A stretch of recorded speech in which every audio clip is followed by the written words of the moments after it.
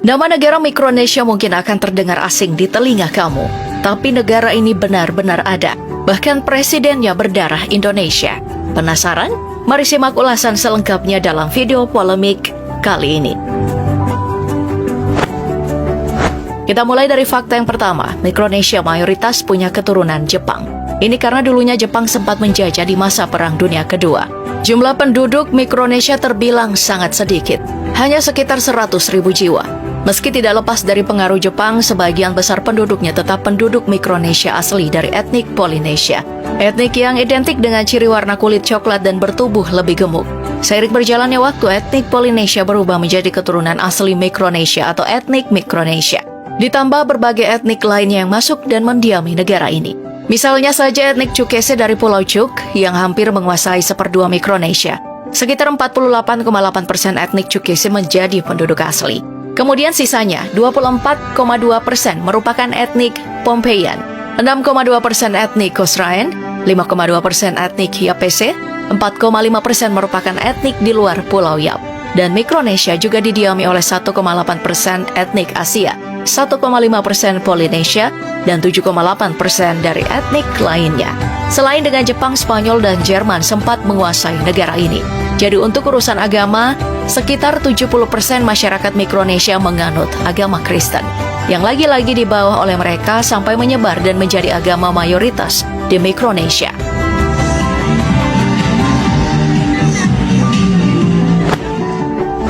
Fakta selanjutnya soal negara Mikronesia adalah mereka tidak punya kekuatan militer apalagi tentara sama sekali.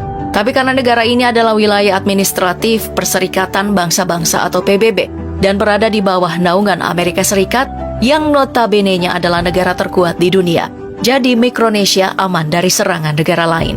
Uniknya, orang-orang Mikronesia justru punya kesempatan untuk tinggal di Amerika dan jadi aparat militer di sana. Negara ini juga jadi sangat bergantung dengan Amerika dalam banyak hal. Saking bergantungnya dengan negara adik kuasa tersebut dari tahun 1986 hingga 2001, Amerika Serikat memberikan bantuan senilai 1,3 miliar dolar atau setara dengan 18,6 triliun rupiah untuk memenuhi kebutuhan negara kecil tersebut. Selain itu, Amerika juga berjanji memberikan bantuan biaya pembangunan kepada Mikronesia sampai tahun 2023. Jumlahnya senilai 110 juta dolar atau sekitar 1,5 triliun rupiah. Dengan jumlah bantuan tersebut, justru sumber pendapatan utama Mikronesia sebenarnya dari sana. Mulai dari biaya kesehatan sampai bencana alam, semua ditanggung oleh Amerika. Pengaruh ekonomi yang besar ini juga membuat Mikronesia tidak punya mata uang sendiri, melainkan pakai mata uang dolar Amerika Serikat. Tapi itu dulu, sejak merdeka di tahun 1979, Mikronesia memilih lepas dari Amerika dan perlahan berubah menjadi negara independen dan tidak lagi banyak bergantung dari negara yang menopangnya sebelum merdeka tersebut.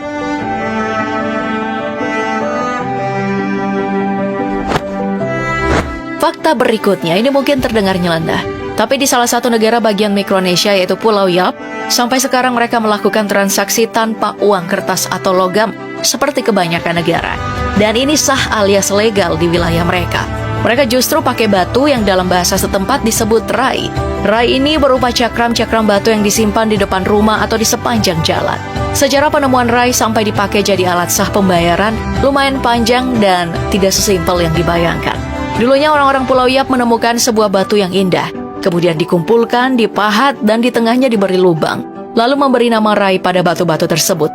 Proses pembuatan rai sangat sederhana, tapi juga sangat berbahaya, sampai menewaskan banyak karena prosesnya yang memakan waktu berbulan-bulan sampai bertahun-tahun. Legalnya, orang-orang di Pulau Yap juga punya bank desa yang dipakai untuk menyimpan batu-batu mereka. Tapi tanpa bantuan pelayanan bank atau security yang menjaga batu-batu itu, mereka juga tidak perlu khawatir batu tersebut akan hilang atau dicuri orang. Mereka juga dengan bebas menaruh batu itu di luar bangunan atau bahkan di bawah pohon kelapa.